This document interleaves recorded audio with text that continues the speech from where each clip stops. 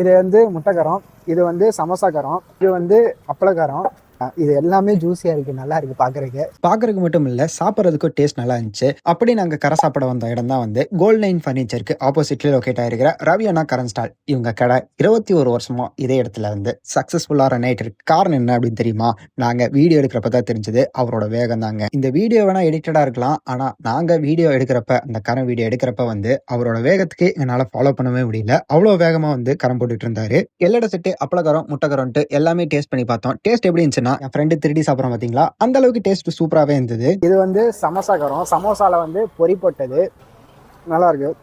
சமோசா காரம் மட்டும் போட்டிருந்தா டேஸ்ட் எப்படின்னு தெரியல, பொரி போட்டனால டேஸ்ட் நல்லா இருக்கு. எல்லடை செட்டு தனியாக சாப்பிட்ருப்போம், முட்டை செட்டு தனியாக சாப்பிட்ருப்போம்.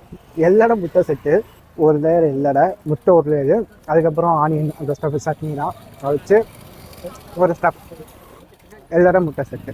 ஸோ நீங்க ஈவினிங் டைம்ல உங்க ஃப்ரெண்ட்ஸோட கரம் சாப்பிடணும் அப்படின்னு நினைச்சீங்கன்னா இங்க ட்ரை பண்ணுங்க. இதுக்கு முன்னாடி நீங்க ட்ரை பண்ணிருக்கீங்களா அப்படிங்கிறது கமெண்ட்ல சொல்லிட்டு மறக்காம ஃபாலோ பண்ணிக்கோங்க. அடுத்தடுத்த வீடியோஸ் வந்துகிட்டே இருக்கு.